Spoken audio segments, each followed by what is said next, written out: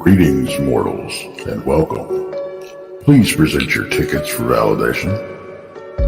Thank you. Your existence has been acknowledged, and you have been granted access every Thursday and Friday. You will be accompanying your guides, Krista and Brandy, along with a world-renowned guest. They will be exploring an intriguing tendril of what humans refer to as reality each week, as they strive to advance you further down the path to the truths of your physical earth and what lies on the other side. Remember to please keep your hands and feet in the vehicle at all times, and do not exit until the craft has come to a complete stop.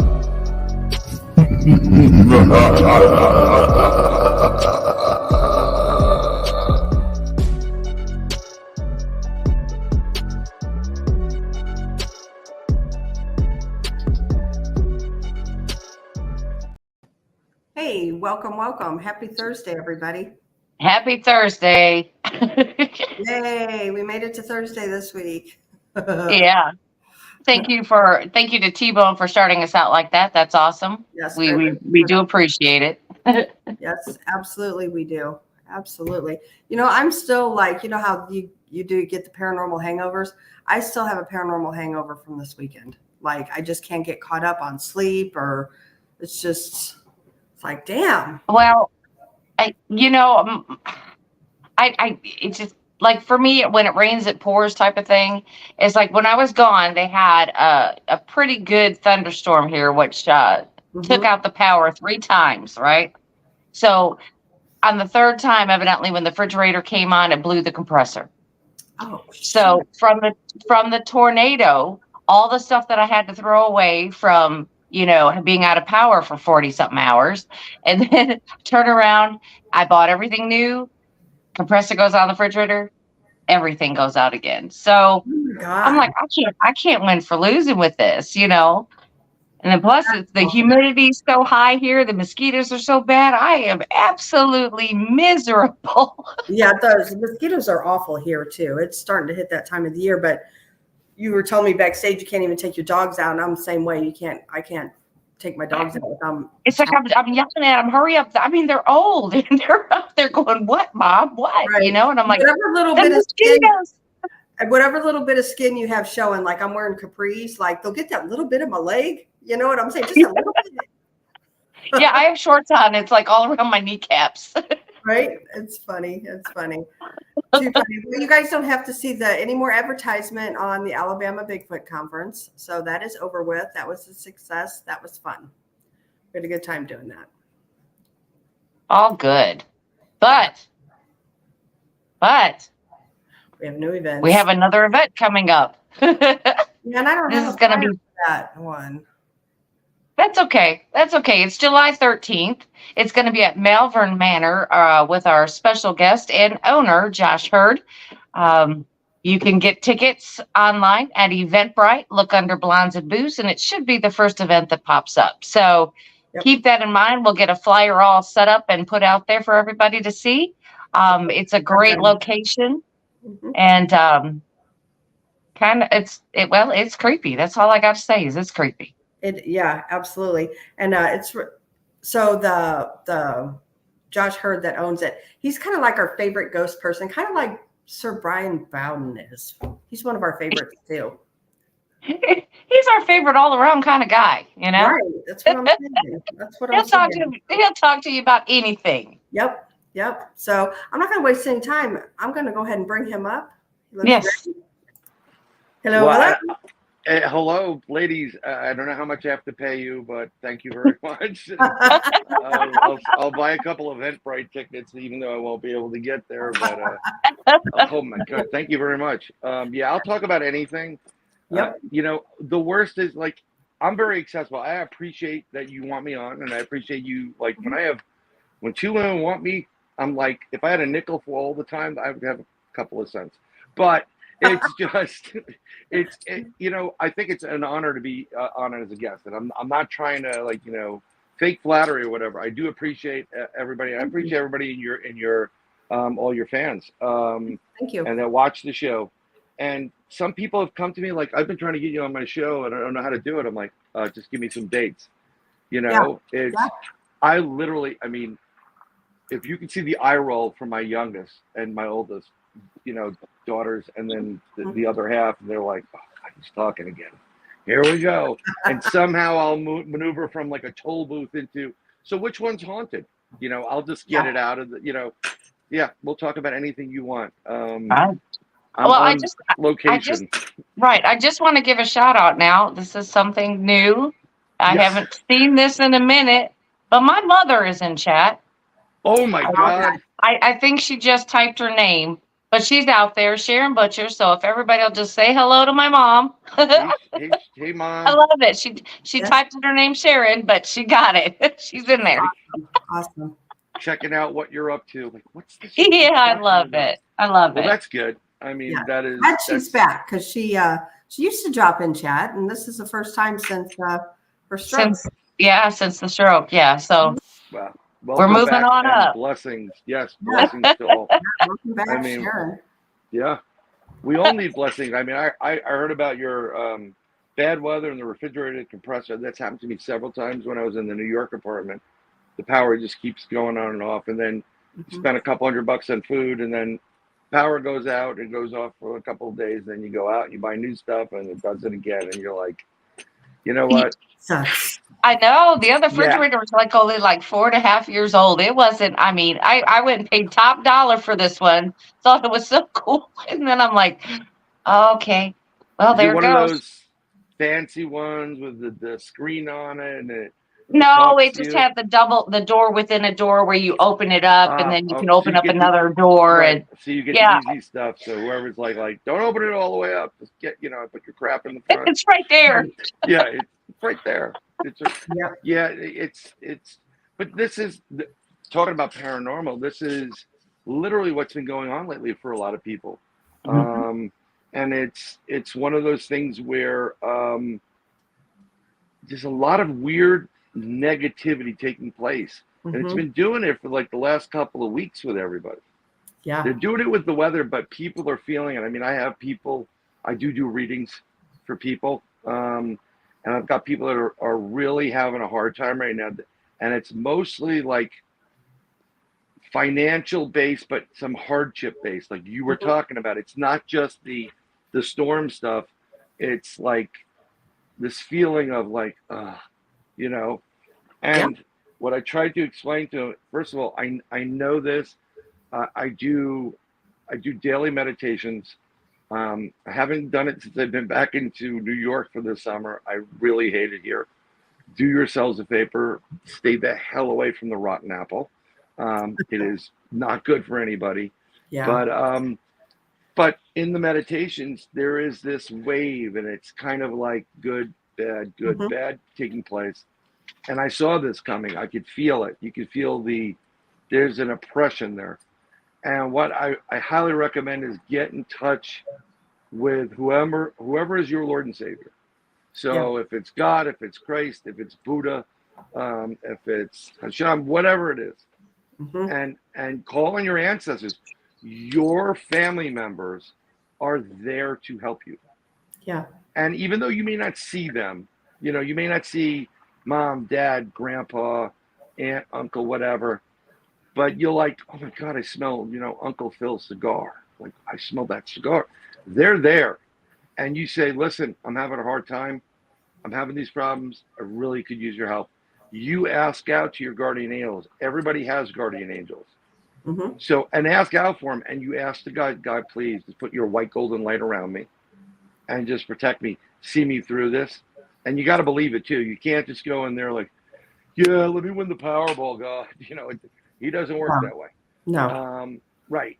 I mean, everybody has guardian angels. When I talk to people that are psychic, and I test people who are psychics and tarot card readers, really, I'm not doing this to upset them or whatever, but I want to know who the frauds are and who isn't, because I did not do readings for people publicly.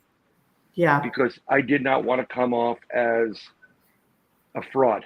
Yep. I was afraid, and everybody's like, "You got to do readings. You got to do readings. You're good. You got to do readings." and I am good, and I'm not doing the pat myself in the back. I have about a 98% accuracy rate. Mm-hmm. And if I tell you something's going to happen and I see it in a reading, it's happening. But Yeah. whenever I test, this is how I test anybody who's psychic. You can ask everyone I've tested. I ask the following questions. Who are my spirit guides and why do they drink? And what are the lottery numbers? And they're like, what? And I'm like, yeah, I mean, my spirit guides, my guardian angels, they must be sucking back something because it is just like, are you guys hitting the moonshine today?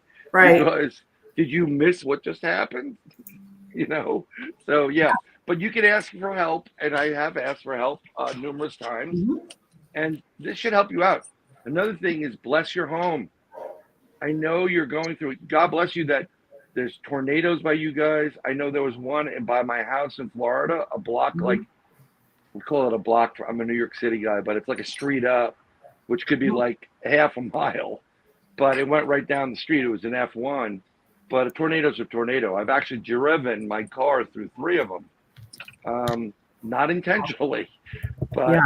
you have to get out of the way of the path. But yeah, it's just there's a lot of crazy stuff going on. So just trust me, ask, bless your house, do the sage thing. Mm-hmm. Your home is your home. Yeah. Cleanse it out, throw some salt out. I know the sage is working when I burn sage in the house because the family comes, oh my God, what's that smell? I'm like, look, it's working. Oh, yeah. You know, Yeah. and they run out, you know. Right. But Right. that will help you out. I'm just trying to help out people in the long run. Absolutely. Absolutely. Also, you know, I was always told that all you have to do is really think about your loved ones and they're there. It's kind of like Oh calling, yeah, them, you know, it's just kind of 100%. 100%. I'll give you this is a great spookiest story. Mhm. So, but long before my second daughter was even a thought, my first child was a bull terrier, target dog, Mhm. big banana nose, great dog, like literally thought he was a human in a puppy suit. He eventually he had kidney failure.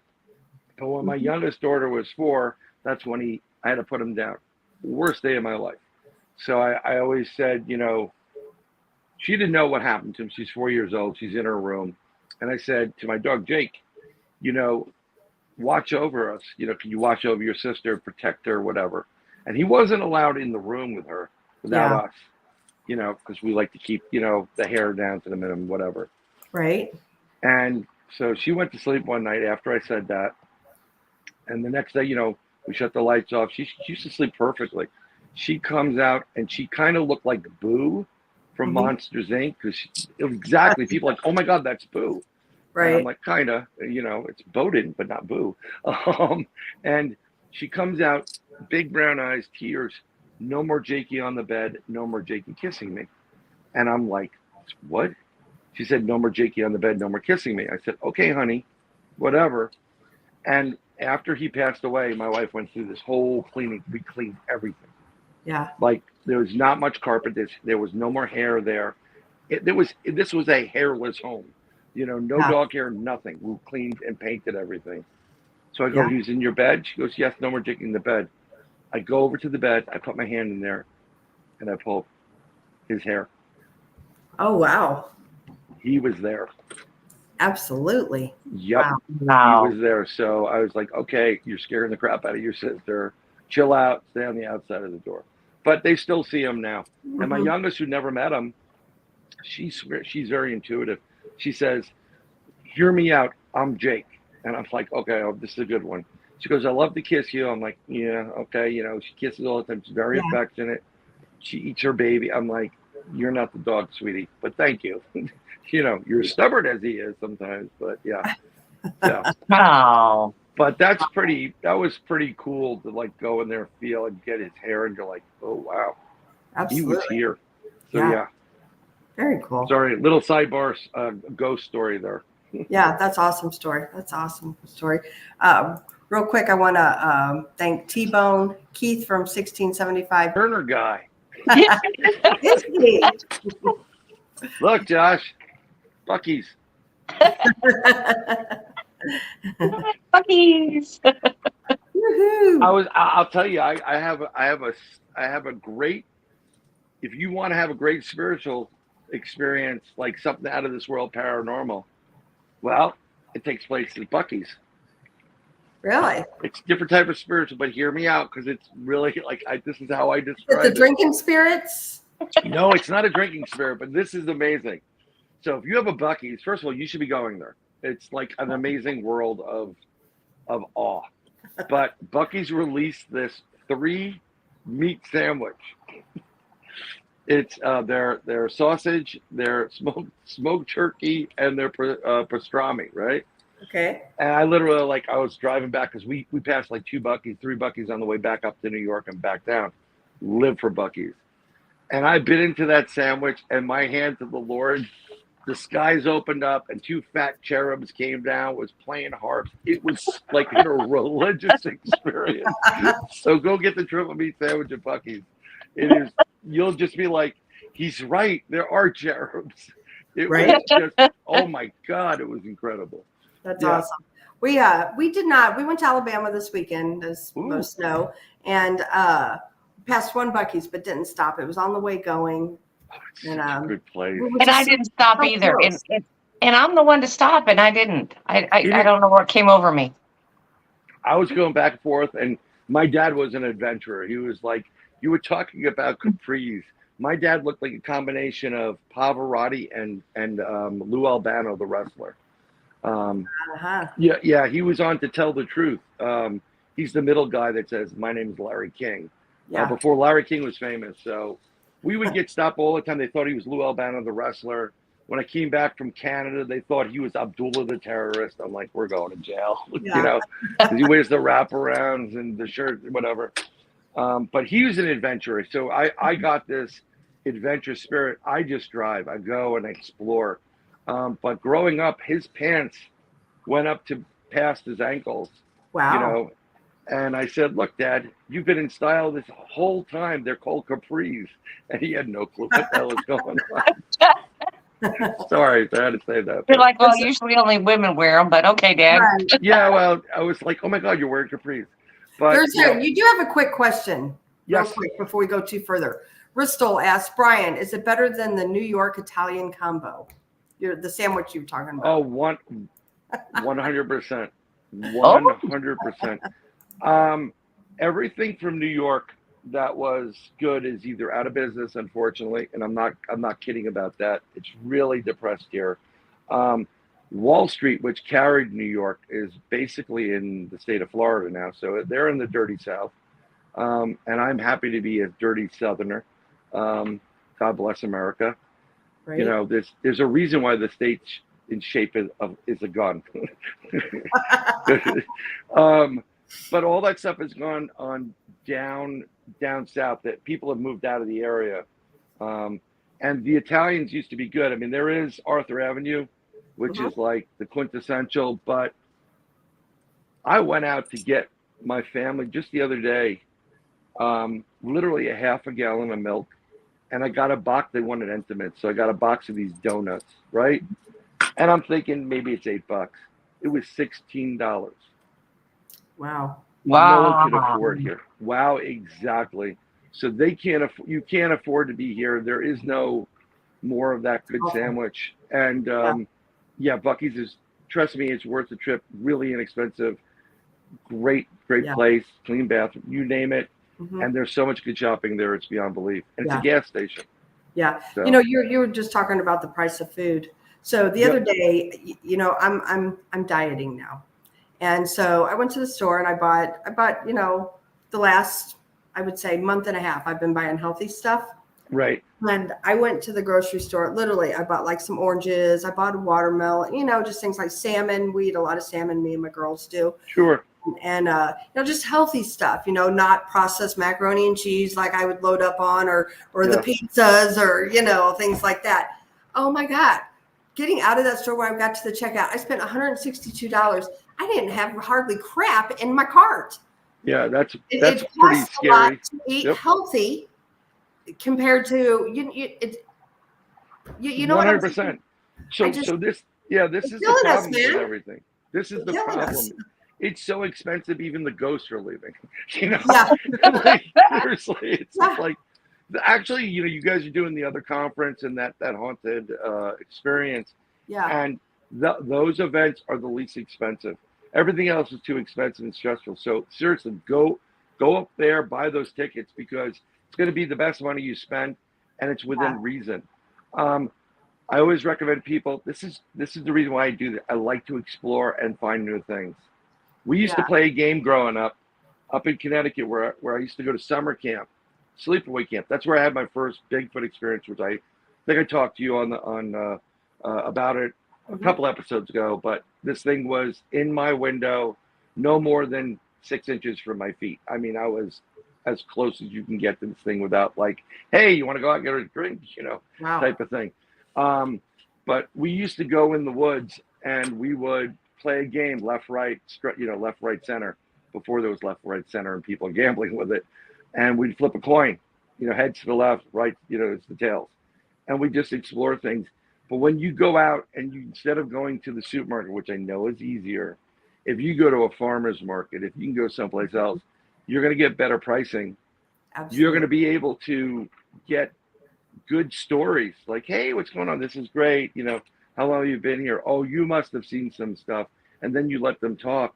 And then from there, you get stories about what's transpired. And I guarantee you're going to come across people like, well, yeah, we bought this farm, and you're like, well, the old house, is there anybody in it? Is it haunted? Just joke, whatever. And they'll start telling you these things. And then you go investigate them. So, and then you make relations with them, and they're like, oh, and then you promote them on your show. People start coming. They know who you are. It's a lot of give and take. But this is what I'm suggesting, and it's less expensive. When you buy from a local, you're supporting a mom and pop, and a family, which more so than a mart or whatever. And you're interacting and mingling with people. People don't talk to each other anymore. So it's one of those things where it gets you, because we all investigate paranormal, the ghost. When I say paranormal, most people usually mean ghosts, right? Although the paranormal is everything. But, you get the paranormal, you get the UFOs, you start making the local connections, and you're like, Henry, they know that you're into this. Like, Henry, tell them about the crap you saw last night in the sky. And you're like, well, and then you start getting these private stories, and then you investigate. It's awesome. This is what I do all the time. This is why everybody's like, he's talking again. Yeah. We've got to go, Yeah, absolutely. So you've lived obviously in New York, and I know you've lived in Florida as well. You ever get out in the woods and either state and look for Bigfoot, Dogman, the whole. So I did most of my research took place from Delaware, Maryland, north, all the way into Maine. So I've researched Bigfoot up there. I really didn't want to believe in the Dogman at all. I thought we jumped the shark. Sure. And then I had a one-on-one encounter with someone you guys know, Al Santoriga. It was after an investigation, and it's my urination encounter. I'm not peeing because I'm scared. I'm peeing because I didn't want to pee at the cemetery out of respect. Right. And there's this creature. I'm on a 3-foot grade. I'm 6 foot 1 inches tall. That makes me 9 feet 1 inches tall. And this thing was maybe 15 feet away from me in the shadows. Wow. And it had the big, I'd say Marmaduke type of ears, the snout. And it's sitting there. The eyes are glowing like the yellow. And its snout is about near where my mouth is. So sitting down, that means that when this thing stands up, it's going to be 9 to 10 feet tall or more. Wow. And Al's screaming at me, get in the car, Brian, get in the car. I'm leaving you. I'm like, you're not leaving me. You don't want to deal with the other half. She's going to kill you. And then what happened is this thing literally lowered itself in one fluid movement and disappeared in the shadow. Wow. And I kind of went down. And when I get the chicken skin, goosebumps, whatever you want to call it. Yeah. On any investigation, I know the shit's getting real.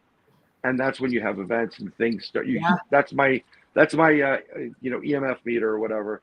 And that's when I start sensing. I do other things now. I don't need that anymore. But when that happens, that means it's something that's not that great. And you may start thinking about it. So I got uncomfortable. I'm like, I'm getting in the car, and Al peeled off like Mario Andretti. and I thought this thing was going to come after us. Because Wow. when you're urinating in front of, like, you got to understand the psyche of canines. And I Yeah. grew up with canine show dogs or whatever. I know all of every dog on the planet. I've seen them numerous times, play with every one of them. And I know about the alpha versus the non-alpha. Right. When you are an alpha and you're an alpha dog in a pack, you're the boss. When you urinate in front of that other animals or on top of their urine, you're telling them, I'm your boss. And pardon the expression, ladies, you're my bitch. Right. You get it? So by me doing what I did in front of this canid creature, I was telling him, you're my bitch. I'm the boss. And I'm sure it was like very confused, like, what the hell is this guy doing? He's crazy? Right, Is he crazy? right. Yeah. And he said, well, I'll show you who's the, and that's why he went down. He's like, I had enough of this. I'll show you who the boss is. But I got out in time. So you have to understand how the role reversal is, you know, and this is important too. It's kind of like they always tell you, if you ever see chimpanzees or gorillas, and you can see them in these zoos, and I got to be honest, I don't know what the zoos are like by, you know, where you ladies are or where anybody else is. Mm-hmm. I really don't like a zoo that just has that big piece of what looks like plexiglass there. And like, it's really, you can go right up to the glass. Yeah. I like a little distance between me and something that can kill me really quick. Yeah, that's how St. Louis Zoo is, like with the gorillas and stuff. It's just got glass through there. That unnerves me because these things are super, super strong. Yeah. And I've seen that you know, that banker's plexi 6 inches thick, a foot thick, and I've seen it vibrate and wiggle, and I'm like, I'm not trusting that, right? But the thing to do is you don't look them in the eye. You're supposed to look down. You submit to them. And we've had a couple of encounters where I was out with another person in Connecticut, northwestern portion of Connecticut. It's a friend of mine. He thought he was all tough or whatever. Very knowledgeable about watches like Animal Planet all the time. Mm-hmm. And we had a monkey chatter. We're in the woods. I'm getting rocks thrown, so I know exactly what's going on. Someone knows I'm there. They're kind of like, you need to go. And we pushed it. And he was getting a little bit like, what? Why are you throwing rocks? I'm like, I'm not throwing rocks. Yeah. And I said, somebody else is throwing rocks. And he goes, who's it, Bigfoot? I said, yes. And he's like, oh, yeah, he's making a big thing, but he was nervous. Because, you know, most people don't think this is real, but this is a legitimate being, species, entity. Okay? It's been around for millions of years, well before we were here. Okay? And initially, I was a flesh and blood guy. You were too. Yeah, initially. And then I had an experience where it went from point A, where I was, to 2 miles down the lake in less than a split second. And the only way you can do that is if you are able to open a portal, go in it, and come out where you want, very quantitatively. And from that point forward, everything changed. All my questions, hypothesis, and the research, like, here it is. And then things started filling in. There's a lot of lights with Bigfoot. There's a lot of, you know, mysterious red and green lights or orbs or glows. Right. And there's a great video.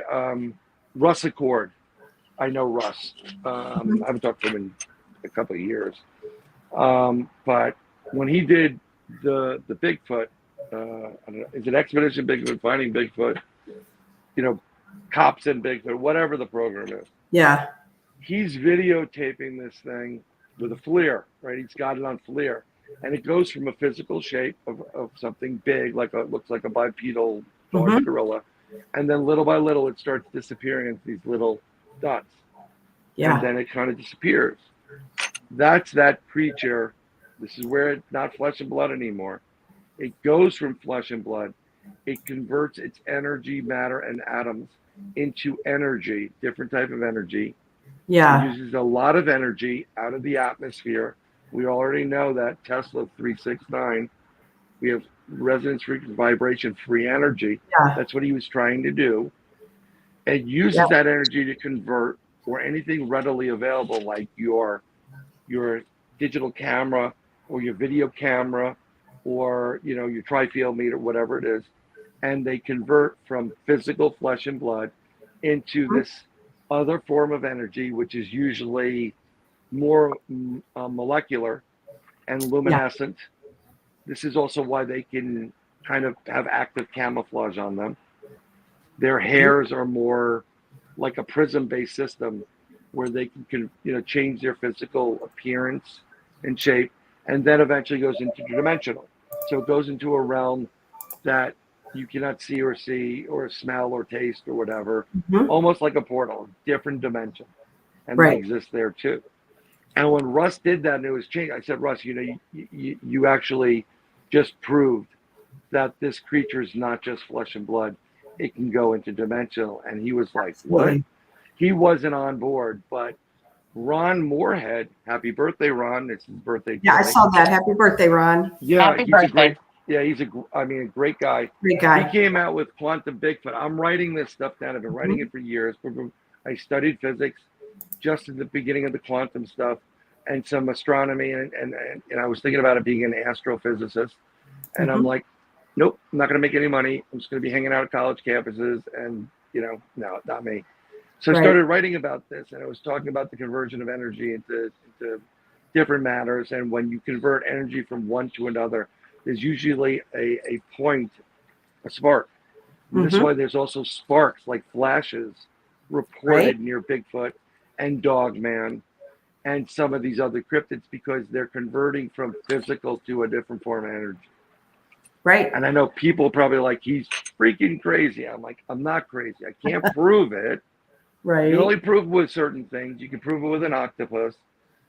There are other animals that are able to change their shape and basically their makeup that are listed, in the world. And there are birds that can literally change their color at will. Look at a lizard. So the ability is there. We can molecularly shoot something physical from Earth into space electronically in different format, and they can get it back and reconstruct it. It's all possible. So that's why he comes out with Quantum Bigfoot. I called him up, I'm like, oh my God, I was just writing about this. Right. Thank you. And read it. I beg you, read Quantum Bigfoot. You'll thank me later. Yeah, I would agree. Yeah. So we're going out there in Connecticut, and I'm sorry for the long stretch. He gets freaked out, and we start getting monkey chatter, like really, like that grunt thing. And I'm like, okay, we've gotten to the threshold where it doesn't want me. I'm pushing him. So my buddy goes, look down. And I'm like, what the hell are you doing? And he's like, if it's a gorilla, because it sounds like a monkey. Don't look at it. Don't look at it. I'm like, all right, Marion, don't look at it, Indiana Jones. Get up. And he was just like shaking. He goes, don't ever take me out again. Yeah, that's funny. And I said, well, you wanted to go see it, right? You wanted to go experience it. So I took him to one of the spots where it is. But yeah, no, I've done it in the Northwest. And about a month ago, I went on a Bigfoot expedition in the West Coast of Florida, the Gulf Coast. And I went with an amazing researcher and an investigator and movie maker, the creature man himself, Stevie Strings, Stratford. He is an amazing guy. And we rented this campsite in one of the forests out there, huge forest. Yeah. And you rent a camping site, right, where it has its own private parking, you're locked up. And then you have like 20 acres of yourself. Like you can camp over here, somebody can camp there, somebody can camp down there. You're in the woods. There's a big area where the Boy Scouts must camp out there with like a big circular fire pit with a flagpole. And I pull up there and I park the car. It's like, whoa, back there, wait a minute. And in the parking lot are two prints. There's a 12-inch print and then like a 9-inch print. And it looks like kind of like the right foot of one and the left foot, the smaller one, is of the other, like it's like young, right? He put some sticks on top of it. I got a LiDAR scan of that, and we're going around the area waiting for one other guy to show up, and we hear this like noise coming from our campsite where we set up the tents, and it sounds like something slapping against my tent. So I'm right next to the woods. So I go over to it, like, did you hear that? I heard that.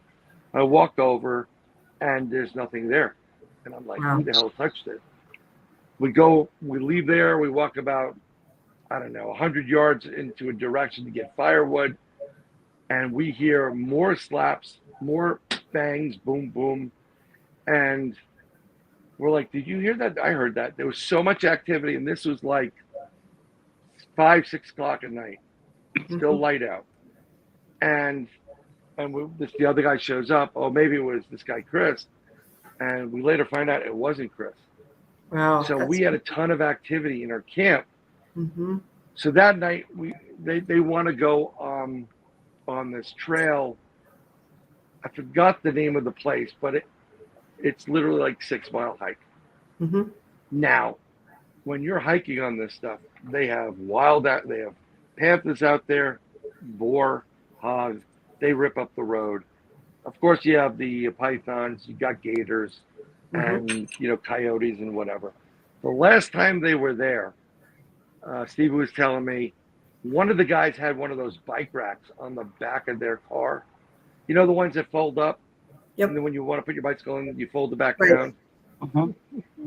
This is great. He goes, this is where we were parked when we heard the ruckus, like something hitting into it.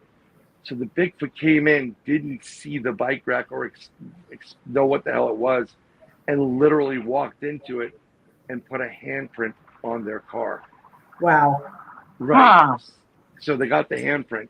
Now, the guy that goes with them, he used to work forensics in the New York City Police Department. So, and they know a couple other scientists. So their group is really great. And I was honored to be asked to go into this group. Sure. We did do a hike. We started at 11:30 at night, and we hiked in for about 6 miles, possibly, all on foot, pitch black. I didn't hear much going in. By the time we got to this location, it was like 3 a.m, and it is the quintessential spot that when we go back there, I said, look, let's just bring bicycles. It'll take us no time to get there. And it's a lot quicker. But it's a perfect spot because it has a waterway stream on it. It's so deep in the forest that only these creatures would be there. Now, the cool part about this park is because one of the guys used to work in the police department, and there's like this law enforcement code, like, oh, you're a former, okay, well, let's talk. They found out what these guys do, and we're legit. They're legit investigators. So one of the rangers are very comfortable letting them know when there's a Class A sighting. So in this one place, which was 6 miles in, that we hiked to, I've never hiked so much in my life that long, and it was just crazy. But at one point, the ranger went into that station to go check it. So they unlocked the gate, they drove in there, and there was a fresh kill of a huge wild hog, head ripped off, and it was separate from the body. Like blood literally just happened. Wow. So, and he said there was some impressions there. Mm-hmm. Another one took place not on that path, which would be visually if you're on a road. That path goes to the right. This path is another campsite to the left of us within that area. But again, like a mile plus in. There was a family from France camping. Mother, father, couple of kids. They reported to the ranger about the very strange looking bear that stared at them all night long. Yeah. Wow. Like this happened literally a couple of weeks prior to us getting there. So this is amazing, right? So by the time I got there, talking about heat and humidity, right? Mm-hmm. And mosquitoes. So I'm hiking in it's brutally hot out there, 90-something degrees even at night. I got long pants on. I put a sweatshirt on so I didn't get the buzzing. And Right. I'm done. I'm fried. I mean, I can't walk anymore. My, legs are all messed up. Now I started talking about losing weight or exercise. Started walking more. I got to get back into some shape. We get back to the camp, and we're there at like 4:45 in the morning. Wow. Okay. And I'm so hot. I'm just like, I've had enough heat exhaustion. I'm like, if I go into my tent right now, you ain't getting my ass up, because I'll just be like, like, what happened to him? He walked too much. Right. So I went lazy. I said, I'm sleeping in my car tonight. So I get in the car, I turn the AC on, lock the doors. Now all of us carry. We're in the South. We're all licensed to carry. You're allowed to carry. And there's no way in hell I'm going into the wild without carrying. Right. So I had that, inside my pullover, like the hoodie, and I'm sleeping now. What I had on my car, I had a camera. I have a driving camera, DVR, right? I always take it on long trips because some of the best evidence you will ever get with Bigfoot, Dogman, crazy UFOs will be on your dashboard camera. Always use it. I go to sleep, and it's so hot outside, I start getting condensation. I am a hypersensitive person. I do have abilities. I don't always discuss it. I know when something's happening. And there was something peeking in my window on the passenger side. Wow. It was, I just got the shivers up. I knew it was there. And I just was so freaking tired. I said, I don't give a fuck who's there. I'm going to bed. So I went to sleep. The next day, the camera that I have, in order to delete things, you have to physically go in, select it, and delete it. Yeah. It will not automatically do it. This is why I'm saying these things are interdimensional, by the way. So I wake up in the morning. I don't really sleep. Maybe every 30 minutes, my car wants to shut off, so I have to press the button. Like, whatever, I'm still there, but I'm not there. And I wake up, and I said, I'm getting up. It's about 8 o'clock in the morning, maybe 2.5 hours. I'm just lying there. And I look over to my camera, and the camera says, press blah, blah, blah to delete, And I'm like, how the hell did that happen? Wow. And where the camera is on the passenger side. And that's where I was getting the vibe. Something was in there. I heard the little, like that grunting. Right. So I'm like, okay, this is really weird. I make a note of it. I say, no, don't delete it. Because I think it may have caught something in front. So I shut it off. I get out of the car, do the stretch. When I walk over to that side of the car, which is closer to the woods, there are 2 footprints. And it's not a full footprint. It's as if you know where the meat of before your toes, I forgot what that part is called. Right. Like you're leaning into it and it bends up like this. It's like that. And then there's another one that has like a knuckle print. Like it was so big, he could put his knuckles down and lean in. And you can see there's a little bit of weirdness going on. Like somebody was on that side of the car. But the cool part is when I go look at the video, I don't physically have something walking in front of my camera. They're smart enough for that. But I do have this, I want to say it's really weird. It's like an artifact. And it's a really light version of, the Predator, camo. It's kind of like that, like something, or like a magnet. Remember the old films in school, and they would have those lines going across the audio, like, it's kind of like that, but really, really like if you weren't focused or hyper-focused or an investigator, you never would have known about it. What are you talking about? But I noticed it, so I kept it and I saved it. I have one person I'm going to ask. My dad used to be a professional photographer, so I could have asked him. I know a couple people, that do video production, so I'm going to bring it over to a buddy of mine and say, what do you think of this? Right. Because it is odd. But that was the investigation. I can't wait to get back there. When they went back a couple of weeks later, I couldn't get there. Oh, timeout. I apologize. So I was so tired. I went to town. I got myself something to eat. Mm-hmm. And it was May the 4th, right? And of course, I pull into this town, typical Florida. I'm out of light. I'm half tired. I'm still like smelly, been through the ringer with this hike and this investigation. And there's a guy dressed like Boba Fett in the corner with a sign that says, May the 4th be with you. And I'm like, I've had enough. Right. So whatever, I get my stuff. I go back, and then the people I'm with, they're there. They're getting their coffee. I said, yeah, I'm going to go back. So I head back to the camp. No one's there. Everybody, there's one guy, Chris, left. Everybody else is, gone. I'm sitting there. So I make a point and do a meditation, and I literally call out to them. I'm trying to use a protocol I tried, and I beg everybody to do this. Yeah. I do something called an active intelligent encounter. And that's where you use your mind and your consciousness. You literally, like we said before, when you're asking your family members in the spirit, please, Lord, please help me. You can do that. You can do it with your mouth and in your mind's eye, your conscience. So I said, none of us are here to hurt you. Any of the the weapons that you see with us, they're not for you. They're totally for boar or coyote or whatever.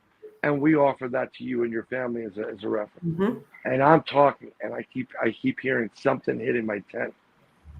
That was there. Yeah. That none do it. So I said, I hear you. And there's an area there, which is really cool in this campsite. They set up these big, like, telephone poles. And it's for you to hook up a hammock. Because some people don't have tents. Well, they'll have a hammock. You can tie it up to it. So it's great. So something's drawing me over there. I feel like Al Sanders, it's drawing me in, how Al talks. And I walk over there, and I'm looking, and I said, you know what? I have these treats. I'm going to leave them on top of these poles. And these things are about 7.5 feet high. So I leave these candies and chocolates on there. And hey, Gary, and I put them on there. I said, this is my gift to you, you and your family. Because the only way that's going to get to it is something that can get that high up. And when I go over there, I see a left and right track. It's an old track in the dirt. And it's the left foot and the right foot. The gate is about 6 feet. Wow. The footprint is over 25 inches long. Wow. It has the 25 inches? 25-inch footprint long. Holy shit, that's big. Like a Yeah. giant or something, like. Yeah. And I did the LiDAR on it. I said, you got to come here.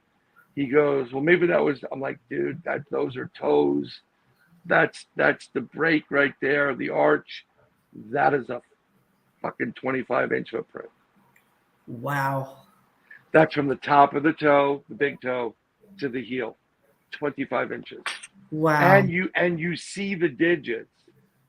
Biggest print I've ever seen, but it was dry. So this was, at one point, it was a great print. Okay? And I investigate this stuff, and I'll be brutally honest with you. 8-9 foot Bigfoot. Okay. 25-inch print. You're talking about something that's in the 15 zone. Yeah. That's a big predator. Yeah. So that would be a little unnerving, but I still would love to see it. That would be a lot unnerving. Yeah. Pants changing moment. Yeah. Yes.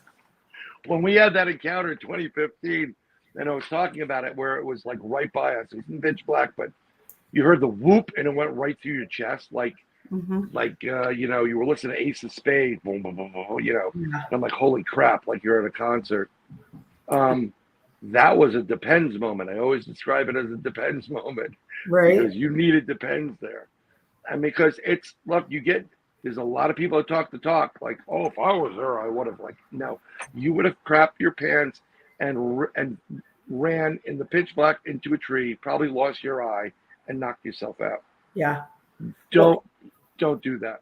Yeah. Brandy, had her Bigfoot encounter, and she was in the car, and hers was ended up measuring as a little over 6 feet. I could not imagine, Brandy, if you saw something that 25-inch print? No, 20, it was. No. I was just like beaming, like, oh my freaking God. He goes, yeah, that's 25-inch print. And the problem is, it was an old print, but you could still see it must have been so deep. But where that area is, there is a lot of sand. It's Florida. There's sand everywhere. Yeah. At one point in time, everything was under the water. So after it dried out, I'm sure the blowing of the sand, it started filling it in. But you could still see the toe, the pinky, all the, everything. And it was slowly filling in. The grass was coming in. But it's clear as day. Selene makes a good comment about that. She said, Selene says, this was in Florida. They must be that big not to be eaten by snakes and gators. I think, there's reports, even Ron Moorhead found like a 27, I think, or 26-inch print. And there are reports of people, now I can't verify this. They said that, I think Ron was talking about in the book, and I talked to him privately about it. I said, there was at one point where you found the 27-inch print. He goes, yeah. And I said, well, did you have anybody? Yeah, we interviewed somebody who said that they saw Bigfoot, a really big Bigfoot. And he said, well, what did he look like? He goes, King Kong. Wow. So if you have a 25-inch, I'm 6'1" and I'm a 12-inch footprint. Yeah. Okay. I used to know very well, friendly with Daryl Dawkins, Chocolate Thunder, Philadelphia 76ers. Daryl was close to 7 feet. And Daryl had a 16, 17. Yeah. Okay. So you're talking about a 12 to 15 foot. Yeah. Yep. You'll find there's whatever okay, let's get into it because I'm good with this. Whenever you find a Bigfoot, you're going to get Dogman in the area, and it's vice versa. Right. You're not going to just find one and not the agree. other. Yeah. And basically what you'll find is that, and they're big. They go from the juveniles, which look like young kids. They grow super fast. Then they get like 6 feet plus, 7, whatever. Females are roughly 6 to 8 if you're lucky. Then there's larger females. I would call, how we have apes and then we have the great ape. I think they would be classified as that category. So you would have Bigfoot that are the standard Bigfoot, which is anywhere from 6 to 8 or 9 feet tall. Then you would have the great species, and that would be, 10 plus. But to see King Kong, that would be really unnerving. But wherever you have a Bigfoot, you'll usually have some kind of geographic barrier. It could be a mountain range. It could be a stream or something that is distinct enough to each one of them because they stay away from each other. Yeah. They don't like each other. Right. Even though there may be relations to each other. And I'm going to get in trouble when I come out with that. There's a lot of connections between these cryptids, more than you know. But what it is you'll see the dogmen have like really aggressive signs. Like I've said before, dogmen like to pull trees, physical trees, out of the ground, turn them upside down, so the roots are in the air like an umbrella. And that's pretty much, this is our territory. Where Bigfoot will do the X's, they'll do the ground stars, they'll give you signs saying, this is where we are, you're over there. The problem is you get the dogmen because they're not nice. They're not. They're very aggressive. And everything's a food source for both sides of it, even us. When you said that, they broach on them. I don't mean to interrupt you, but when you said not a problem. They're not friendly. They're they are aggressive. We hear of encounters all the time where they're like, oh well, but they didn't eat me. They could have. Yes, they could have. However, when you do hear of these encounters, people say, like they'll smile at them or they'll, I think to intimidate. So to me, when someone intimidates somebody, they're not being nice. You know what I'm saying? Well, every animal, including man, it's a yin yang. So you have a lot of good, little evil, a lot of evil, little good.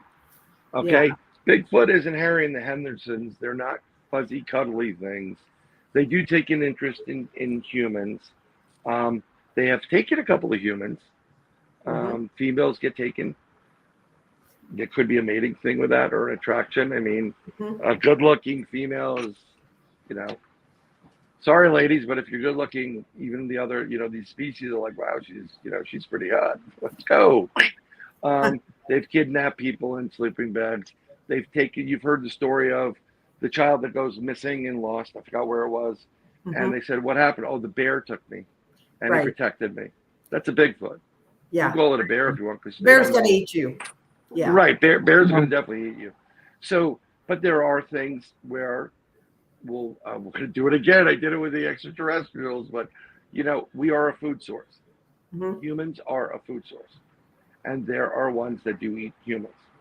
Yeah. In general, they know that we're very aggressive. We have a tendency to fight and cause problems and blood. So they kind of like, you stay away from us. They've learned a little bit of a lesson. But there are some that are aggressive on the Bigfoot side. Dogman, again, I'm urinating opposite this thing. If he wanted to, he could have just jumped at me and probably ripped me to shreds. Right. He gave me an opportunity. I think I perplexed him. But yeah, there's a report of, I forgot where, I don't remember the location. This was a while ago I heard. There's a farmer and a lot of his cattle and sheep are getting killed, right? And he's pissed. And the guy knows that there are dogmen on his property, like what looks like wolves, coyotes. So the dogmen come up to him and say, they literally have a powwow with him and say, listen, it wasn't us. There was another thing here that's eating them. And they make an agreement like, look, we're not doing it. Yeah. And it turns out to be some kind of other cryptid rake or something else that's coming in and slaughtering these animals. So there are reports, but in general, if you see a rabid dog and it's wagging its tail, it doesn't mean that you should be petting it. Correct. And in general, from what I've heard, and they're very aggressive and they know what they're doing. They're super freaking smart. They know they scared the hell out of you. What are your thoughts about, you hear a lot of dogman encounters where they follow people home, distances, miles and miles. What are your thoughts on that? So there are two different thoughts on it because here's something very interesting, and this is where we get into the consciousness stuff, okay? When you go to do something and you're there to do something and you're a good person, you have innocent, whatever. I'm not saying like goody two shoes. I'm like, you're not there to hurt anything. You go in, there's a certain vibration frequency you resonate. And even your aura will present it, those that can see it. When you are a bad individual and you're up to no good, you can sense that too. Okay. I just had this conversation with my buddy Al. And I said, I don't know what it is. I walk into places and I must give off some kind of vibe because there's someone in this, like I walked into CVS, I'm like, hey. So I wasn't stealing anything and they run out. They were stealing something. They saw me and they stopped. I've walked in to meet my friends in places, in bars or restaurants, and I've gotten guys go, yo, 5-0, let's go. As soon as I walk through the door. So there must be a presence about me. I don't know if that's good, but it will be there when my daughter's date. Yeah. 100%. So when you're going into the forest, there's something you're giving off. If they're intrigued by you for some reason, maybe you vibrate at a higher frequency. I think everybody that's into the paranormal we're not normal and don't take this the wrong way, folks, because we're all not normal, but we're vibrating at a higher frequency because we're believing in this. We're open. Right. Okay. So they may pick up on something like there's something interesting about this. I'm going to follow this one. There's a connection here someplace. They're sensing something and they'll follow you. They also know when you're nervous and scared, they'll scare the crap out of you. They love to peek in your window. Right. And you see these images of just the snout and you can just make out the ears and they're right in the window screen. Come on, who's been Who's been in their house in the middle, like in the city, you don't get it. But when it's like, I used to go in the country, if it's pitch black outside and you're looking through your screen, you can have somebody standing right in front of your face and you would never know it. That's true. And they take advantage of it. And what's interesting though is they, for some reason, they try to get you to come outside.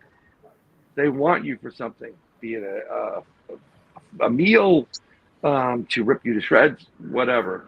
9 out of 10 times, actually almost every time, they will wiggle the door. They'll try to get you to come out. It's like they can't come into your house because there's an unwritten law of the universe, like the home is sacred. It's kind of like vampires, right? So a vampire cannot enter your home under the theory unless it's invited. And once it's invited, you're dead. You know, we were at a camp out last year, Brandy and I, and we met a gentleman there who had a picture, and I'm not a big one for pictures, so at all. Yeah. However, this picture, and Brandy knows what I'm talking about here with this, it looked like a dog man coming through his wall. Yes, it did. Well, this is where we get back into the quantum side of it. So I'll get into that in 2 seconds. Let me explain this to you. So if you're intrigued by somebody and they have some information, maybe they have information, maybe they're connected, maybe they're vibrating higher frequencies, you kind of use them as a conduit, a portal. So maybe you're interested in them. Or again, just like Bigfoot likes, pretty and women smell great and like, oh, they smell so good. Dogs always love children because they're filled with crap. Not like physical poop, but they always have like, have you ever seen a baby eat ice cream? It's hysterical, except you have to clean it up. So my dog used to love it. Like, these kids are great. Like, they're intrigued by it. Then you get the dogmen that follow you home because you went in the woods and they were there and you took a shot at them. You try to shoot them, you try to kill them, or you killed one. In general, I can't prove it, and I apologize to you. I wish I had like a couple dogmen to do this. I'd be loaded. But when you have one dogman in front of you, I guarantee you have another one that's creeping up on your 6 o'clock, 3 or 9, because they work in pairs. It's a pack mentality. That is very true. And actually, at the end of the show, I'll play it in March. We went and partook in a documentary that's being filmed by Relic Films, and the trailer just was released. And that's one of the things that they talked about. It was actually a Bigfoot. However, I believe Bigfoot are the same way that, because something was circling them. There was one that's kind of keeping their attention while the other one's circling. You know what I'm saying? Right. I mean, it's a typical tactic they would teach you in the military, native or indigenous. Yeah. Will teach you how to. You want to distract, and then you come in from the side, and then you can ambush. It's very, very calculating. It's been used for millennia since the beginning of time in the hunt. Okay. Yeah. Again, Bigfoot do these things too. They're taking interest in it. Bigfoot are known to look in windows and peek. That's how I saw the first Bigfoot of my life. He was looking in and tilting his head, and I'm like, that's a giant monkey. No, it's a freaking Bigfoot. It's like, and this thing must have been 7 feet tall, because on the outside of that wall, the outer wall was where it was the outside. I was on the inside. I measured it to get to the top of that window is 7 feet. Okay. Yeah. And then it looked like it was bent over. So this thing is like 8 feet tall. And I mean, I'm not thinking Bigfoot because I'm thinking as a young kid, Pacific Northwest. I didn't think there's any Bigfoots on the East Coast. And like, there's a ton of them. There's more here than there on the West Coast. Yeah. Yeah. So then when you get these people to take shots at them, and there's plenty of times where people, you'll hear the stories, they have an encounter and they see this dogman, and it could be they talk about 7 variants. We may not have 7 anymore because there's an issue where I already knew this anyhow. The hyena may not be its own separate creature, not a dogman. Right. Excuse me for a second. So I kind of agree with that. Let's You want to talk about that briefly? Yeah, I mean, I didn't get into what's going around right now, but you have to understand there's 7 variants that, like, literally, I think it was Vic Cundiff that came up with the different variants, and it goes from a type 3, which it looks like the combination of like a Bigfoot and a German Shepherd had a baby. You know, it kind of it looks a little bit more apey and whatever. There's one that looks a little more orangutan-y, like or baboonish. Right. And then you have the hyena one that looks more like a hyena. Sure. And then you get into the soldier variety, or the ones that look like my friend has one of these dogs. I always call it the werewolf. It's a black shepherd. And it's huge. He's such a sweetheart, though. He's such a baby. And his head is ginormous. He's probably, if he stood up on his hind legs, he would look almost, he'd be about 7 feet tall, if not more. He's a big boy. He's great.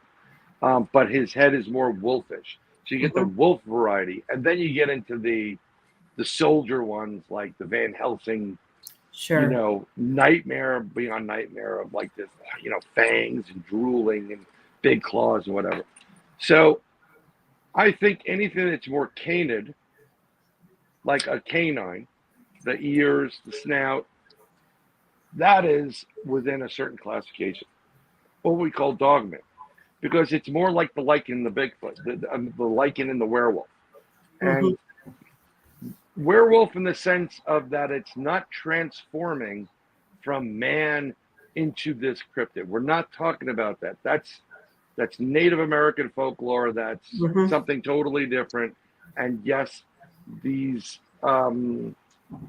evil shamans that practice the dark magic are able to do that. They're able to manipulate, and to get to that point is horrifying what they have to do to do it.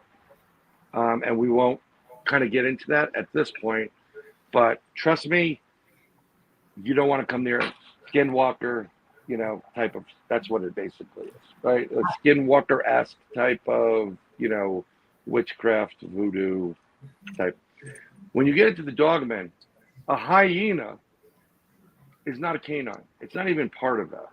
right, It's a separate type of, I mean, it kind of has a certain feel to it, like, oh, look, it has the ears and a snout and whatever, but it's a totally different type of entity to the ones that look like shepherds, even the soldier ones that look like Van Helsing's, you know, hounds from hell.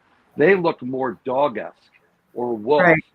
This thing is totally different, but that's why, like, you know, when I saw the variations, I'm like, these aren't all connected. These are not the same. They're very different. Now, I do believe that there is the West Side Story. It's an old reference. Romeo and Juliet, if you're in school, where you have the, you know, the dogman and the Bigfoot. And there are certain characteristics or defects, like in every society. Humans have birth defects. You know, some of them, the hair grows too much and you get the wolf kids, you know, whatever. I do believe there is a connection where all these things can be classified in the same genre area. They're very interested, very connected. And then you'll have that Bigfoot dogman-esque mating thing where, you know, you get the rejects from one and the other, the runts of the litter, they mate, and then they create these deformed looking Bigfoot as well as dogman. We've come across a den in New York State in one of our investigations where we had, what was interesting, we had the whoop, whoop, whoop, the big whoops. In our photos, there's one photo that someone pointed out. This is why you need to take a break from reviewing your own evidence. You know, like, I recommend if you're investigating, check it out on multiple TV sets, then go to the Bahamas for 2 weeks before coming back and looking at it. So someone else pointed out that they caught we caught a dogman on camera, and you can clearly see the snout sniffing with the ears. I wish I could set it up and show it to you and share it with you. And then we also caught what looks like a giant monkey, Bigfoot. Now, when we 6 months later, when it was warmer and we went back to the area, we found a den, and in the den is this really grotesque looking something that's kind of like the Green Goblin meets Bigfoot. It's grotesque. But Right. there are young there. And there is one that looks like a shepherd with the fangs. He's growling. And there's something that looks like a monkey. So I think what you have there is a Romeo and Juliet, the mating of two separate type of defect creatures, Bigfoot and Dogman, that type of animal. And they created that species. One of the variants that Dick mentioned was a Dogman variant. But I think the pure bloods or purebreds are the canine-looking ones, and the great, giant, hairy, wild man type of looking Bigfoots. Now, I mean, and when you were talking about something coming through the, he said he has an image of it coming through the wall. Okay. We'll go back to that and the fact that some of them come follow you home. A normal wolf in this country has a 150-mile radius of hunting. Yeah. So I'm guesstimating again. I'm not the anthropologist or the zoologist, right?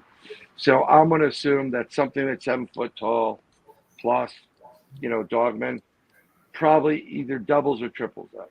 So we're talking about a couple 100 miles, a 500-mile radius, okay? Yeah. If you mess with a Dogman, it's almost like it's like a gigantic conscious collective. So if you mess with one, they all know who you are. Right. I don't know if they share a consciousness. It's very reminiscent of the Q from Star Trek. If you guys ever watch Star Trek, we're the Q, we are one. It's one collective of consciousness information. Everybody knows everything. Well, see, it's kind of like how the demonic work too, one knows about it. Right, because they're in a dimension where past, present, future, it happens at the same time, so they know all the information. That's why they're able to know it. Yeah. And Here's go ahead. A quick question. Let me go to it really quick here. And I found this interesting. Sherry Griffey asked, I have a fascinating question relating to cryptids now that I have a pacemaker. We have heard that certain cryptids can mess with electronics. Is my pacemaker at risk? I am not a doctor, nor do I play one on TV. So I don't know about that. I have no idea. I wouldn't know. I don't know. I mean, they do have the ability to pull energy out of. I don't know how. I mean, I should have been a doctor, but I didn't go the medical route. I don't know where the energy source is on a pacemaker. It could be an internal battery. It could be also running off of. You're an electric circuit. Humans are energy. We are a circuit. Yeah.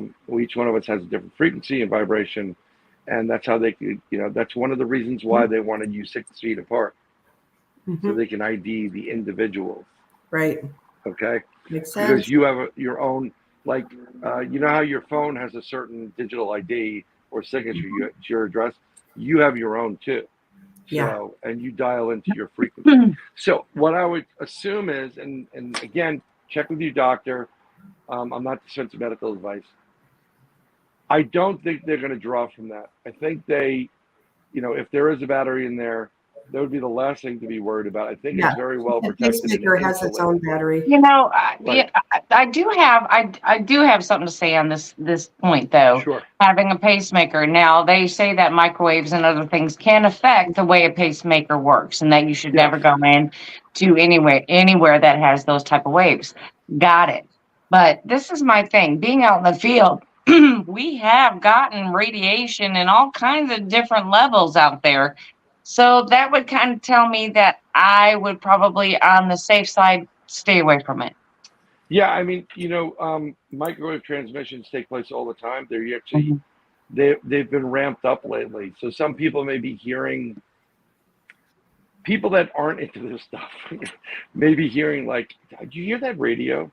And what they're picking up is the microwave transmission from the old microwave towers, and they use these microwave towers They were built throughout the country with civilian defense and the military. So in the event of a nuclear war, look what's going on in Florida. Right. So they can communicate with each other. So if they're ramping that up, then you may be getting some feedback from that. There's something called Havana syndrome, which we talked about. And the reason why is we had delegates or people in Havana, and they were attacked with microwave transmissions, and it messed with their heads and really screwed them up. It's a weapon.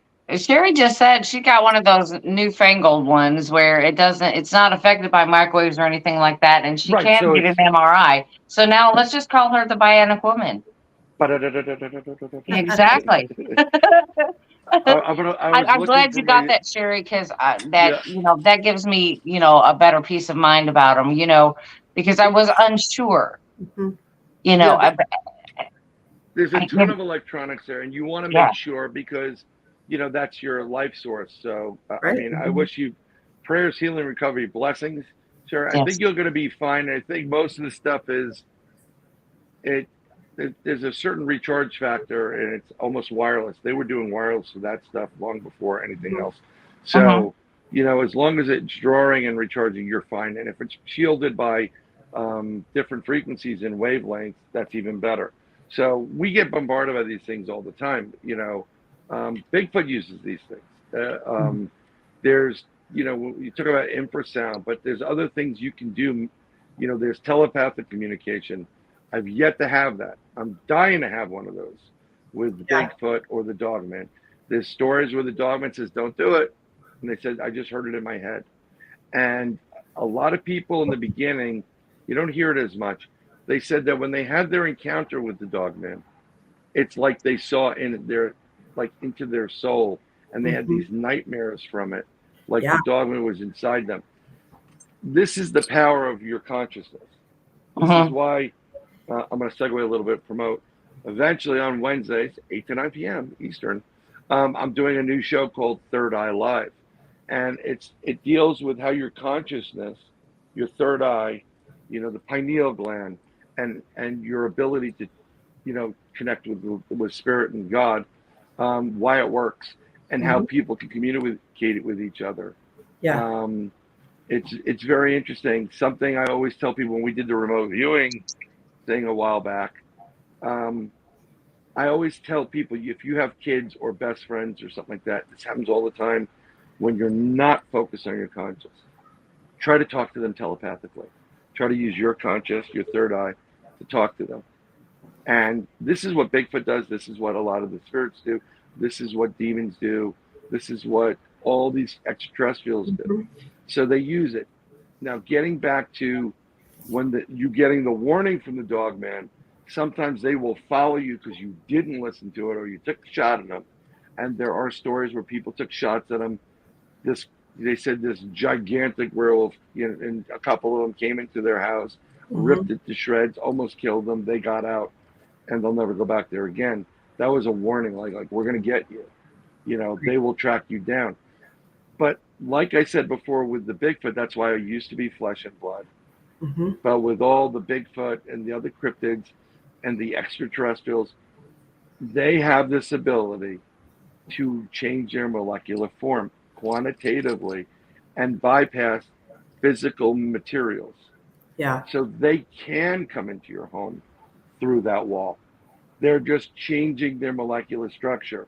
Or when they're entering from the interdimensional world where space-time, it's all one, past, present, and future, and you can enter wherever you want. They're literally entering in, and they're going through that space to create the portal. Now, something very interesting on your investigations, and I recommend this for other people, tri-field meters are great. I think that's a critical piece of equipment for everybody. Something else on your phones, LiDAR. That's the 3D apps. I use 3D scanner. It's free on iPhone. They give you great stuff on it. You do the measurements. It's always great to have a LiDAR thing because you can't always carry around 50 pounds of plaster, 40 gallons of water, and wait around for a plaster cast. But if you do a nice LiDAR scan on it, you really take like a couple scans back and forth, boom, boom, boom, you can print that out on a 3D printer. Yeah. So I'd rather have an actual 3D printed whatever. Then you get a copy of it. Then you cast it. And now you have the impression perfectly. You know, they get everything. Yeah. Yeah. So that's important. But another thing, we're talking about radiation before.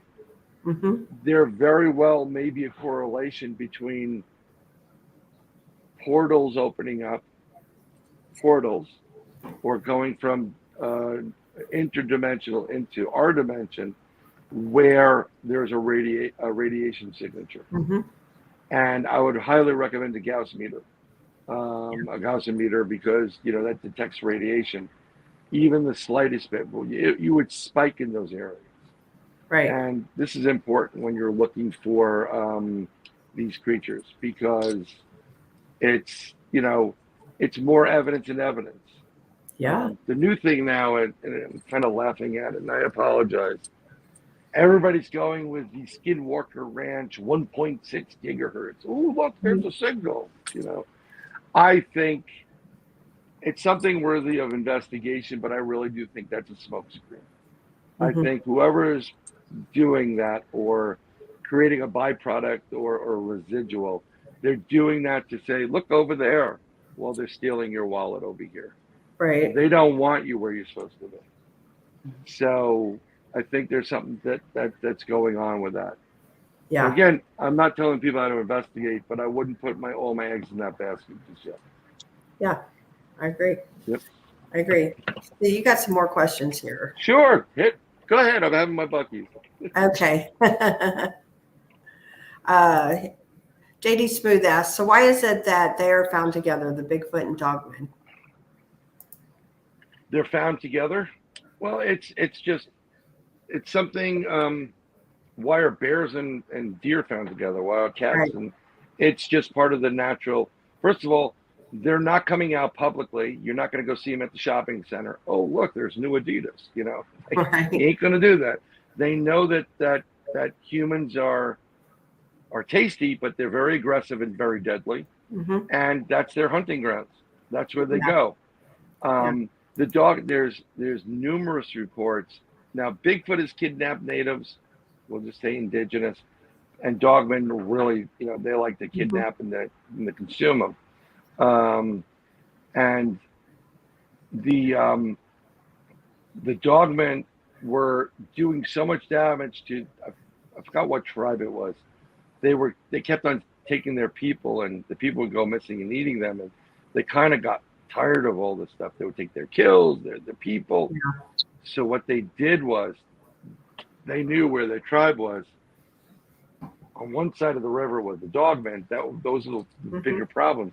The Bigfoot usually just stayed them alone. They made them an offering or something. They said, "Thanks, we're out of here." You know, they didn't do anything. So what the indigenous did was, in this one instance, they created a scenario, false flag event, and they made it look like the Dogmen did it. So they went in, they messed around with the Bigfoot, whatever, made it look like the Dogmen did it, so the Bigfoot would get pissed off and get rid of the dog. And that's what happened. Yeah. And the Bigfoot couldn't, you know, they went nuts. They went in there and they obliterated them. Yeah. And solves their problem. It's all about food, by the way, Jay Smooth. They all share the same food. It's a lot of deer, it's a lot of rabbit, it's turtles, it's whatever. And they just don't get along. You know, it's, well, you stay on your side of the tracks and I'll stay on mine. Right. Who was it? Cummings that said, or S.E. Hutton, or I don't remember, like, you know, good fences make good neighbors. That's right. That's right.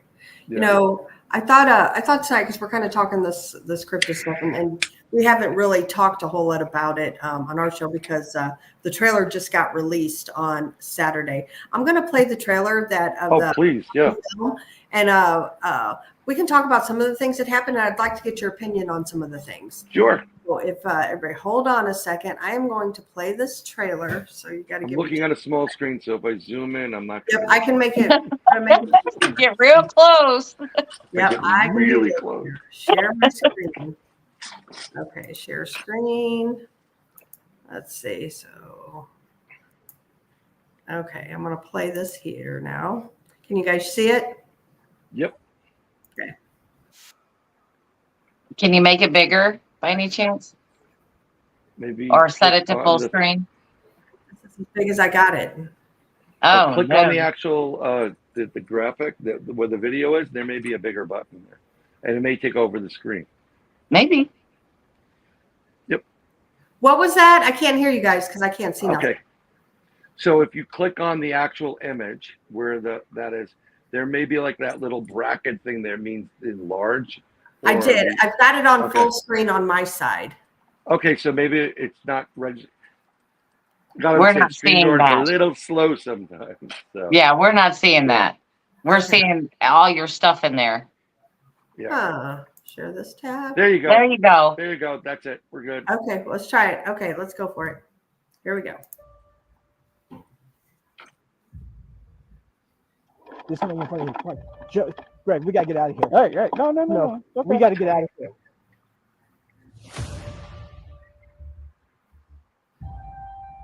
I've looked for scientific evidence of unknown species all over the world. The entire gambit of the paranormal world seems to culminate right here at the land between the lakes. There were two creatures standing beside the road, probably 50 or 60 feet. They went and killed all the neighboring farms' animals and brought the carcasses to our farm. They were all mutilated in the exact same manner.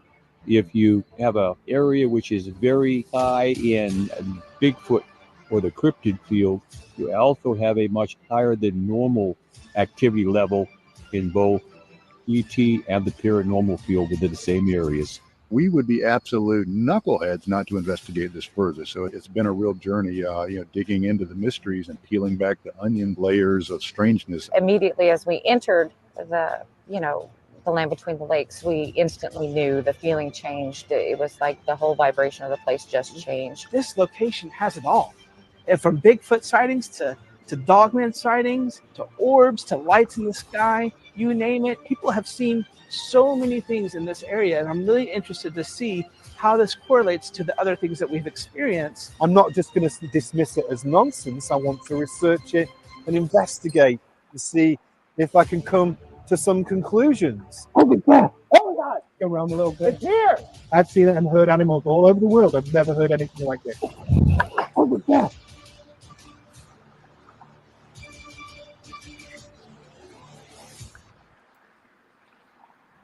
That first of all, that looks fantastic. I want to go see it right now. It looks really, really good. And congratulations for being part of it.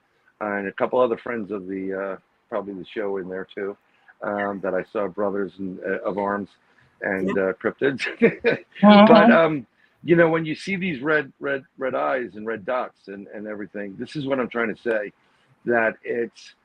This is why when people say, like with the Dogman and Bigfoot specifically, even with the Mothman, oh, there were UFOs there.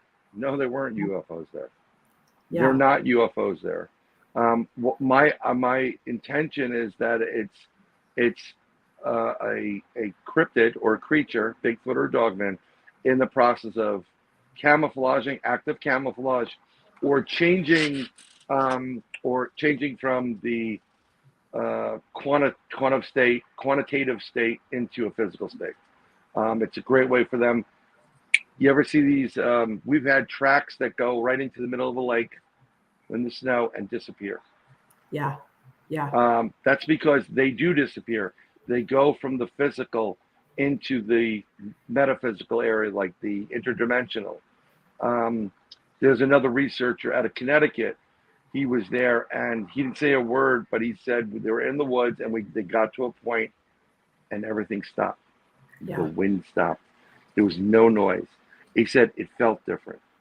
And basically, after it felt different for a bit, they noticed it, and slowly it went back to being in the woods. So what I think happened is when these things open their portals, when they go interdimensional, And there are certain areas like the land between the lakes that are very receptive to high strangeness because there are the right elements that crisscross, call it ley lines, call it whatever it is that give you the energy vortexes there. This is why these things congregate there. Okay. Here's something very interesting. So in the world of extraterrestrials and interdimensionals and light beings and what have you, there are, it used to be 250. There's over 400 different species, we'll say, or races, whatever you want to call them, different beings that have visited coming to this planet and been here for a while. Some have been on planet, some in the planet, in underground. Some just appear and they keep checking and coming back. Some of these species look like Chewbacca from Star Wars, no joke, which looks very Bigfooty. Some look like a Bigfoot, a big Bigfoot. Some look like what they call an Albowitch, which is like a 3-foot Bigfoot, or an Ewok. I mean, there are a variety. There's mantis, there's wolf-based. There's a variety of different species that are coming here. So one of the main reasons, I'm going to do it quickly, they're not here to take over this planet. I don't believe that, they're here because their race or their beings, they've depleted everything. They've destroyed their world. There's limited beings. And we happen, as humans, happen to have the right building blocks to rebuild their race. And that's why we have abductions, we have impregnations, hybrids, because when you take a human and an extraterrestrial and you breed them, it's kind of hard to see without a little graph, but it's 4 boxes. So it's X, Y, X, Y. So when you breed something, it's a science class, you'll get the results will be XX, YX, XY, YY. And one of them, the XX is human, the YY is extraterrestrial. You keep breeding, you'll just get Ys. So you'll breed out the human and you'll get your species back. There are reports of Bigfoot and Dogman coming off of ET ships, not because they're extraterrestrial pets or they're whatever, because these things can go interdimensional. The ETs are seeing this interdimensional, like, who are those? And they're abducting them too. So this is why they're getting abducted just as much as humans are getting abducted, because they're curious about it. But this thing, Land Between the Lakes, is just a there's a few things that happen that we can talk about. The film will be out in December for people who have asked. And I know Greg's going to do like a premiere he talked about, but in December is when it will be out. However, some weird things happen. So that part of that film, like they literally, and I'm not going to give too much away, but there was something surrounding them. And for Adam Davies, I don't know if you know Adam or not. The man has been all over the world. He's hunted the Yeti, he's hunted the orang pinda. He's everything. He's been all over the world. And but he's never witnessed anything like what he did at Land Between the Lakes. He said that on the film, and he said that all weekend long while we were there. Like, he couldn't believe what happened. And so I find that interesting.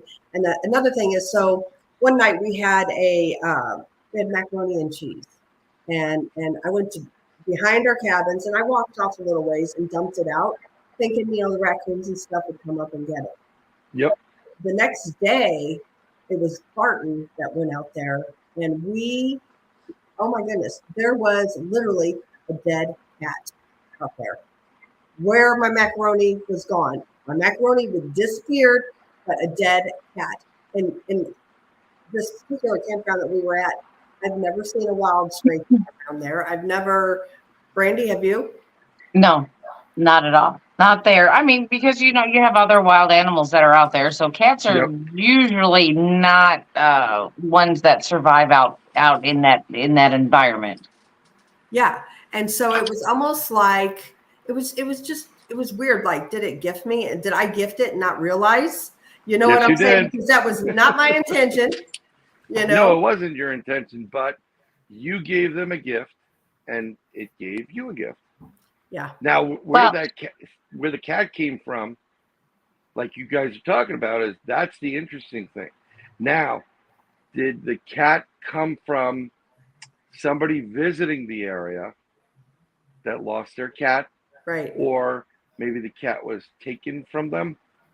Because that's a food source, by the way. Right. Oh yeah. Well, the cat, by the look of it and the smell of it, had been dead for a few days. So wherever it came from and ended up there, they've had it for a few days. Yeah. Yeah. And it was not there. I assure you, it was not there when I dumped the macaroni. I would have seen it. You would have smelled Oh, it. you would have smelled Yeah. it. Yeah. You would have smelled it. Yeah. You know, it's very interesting. Now, I don't know what was, I think knowing everybody there and what their mission was, what their purpose was. And I don't know who had firearms or not, because that does a little bit play in it. But in general, your intentions are, we're just here for research. There were people that were. Of course. Yes. I would guarantee, there's no way I'm going to the Land Between the Lakes without Gary. Okay.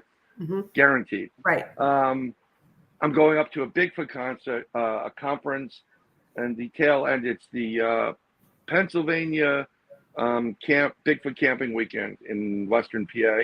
Eric Altman's putting it on. I'm doing a workshop up there, and it just so happens that when I'm driving up, I will be carrying the whole way up because I have reciprocity, whatever.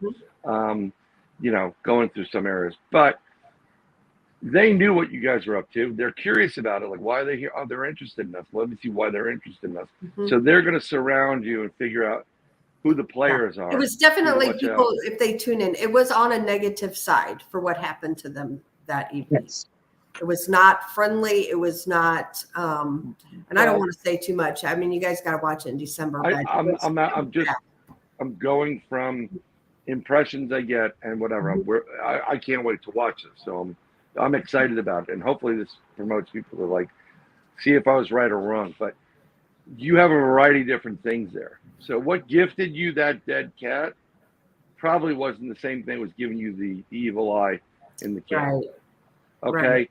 And you have a variety of competing creatures, entities, because some of them are like, okay, whoa, they just gave us, look, we got mac and cheese. Ooh, score. You know, whatever. And they're like, here, give them the dead cat because that thing stinks. You know, whatever. And then the other ones that are out there, and they're kind of almost hunting you. And they're used to hunting out there. We know what happens out in the Land Between the Lakes. We know it took place there.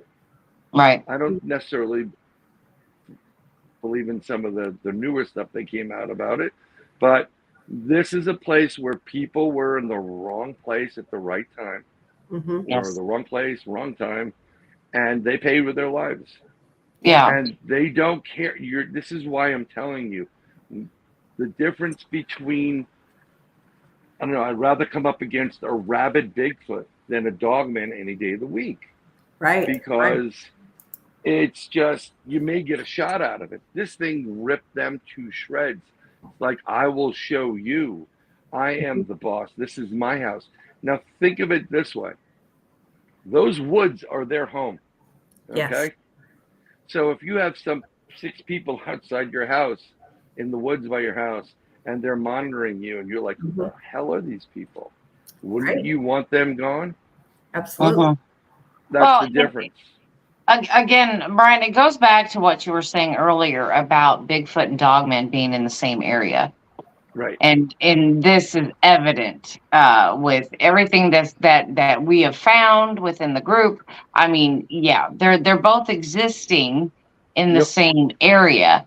I do not think that they work together. I think they just kind of move around each other. They just tolerate and move. That's all they do out there. That's what I believe.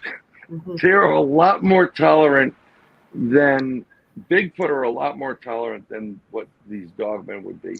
100%. I believe that's true. Because when we did one of our investigations and we got the bluff charge, scared the hell out of one of the guys, and then we had to grab them, stand our ground. We got the tension was there, like they were really ramping up. You could feel it, the infrasound, or it felt like the pressure was like, what the hell, Right. It was very intense, and I think that was another mechanism to try to force us out. We didn't go. So they kind of gave up, they did the whoop, whoop, whoop, saying there's 3 of them, move around, take the long way home. And at the end of it, I hear this big crashing coming through the trees behind me and above me. And then I feel a thud, roll, hit my chair, kind of like when I'm sitting in here, and I get thrown out of my chair. And it's a rock. It's a big rock. Now, if this thing wanted to, he could have just killed me. Sure. But he was kind of more like, hell, you guys, fuck you. You Right. know, he was pissed off. Right. And he was kind of giving more, forget it, I'm out.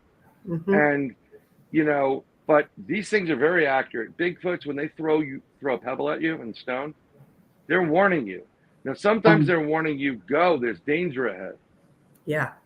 Okay? There's several stories of people walking their dogs in the woods because they live in the woods and they get a Bigfoot throwing rocks. And then the Bigfoot makes its presence known to turn you around because they know there's a dogman ahead.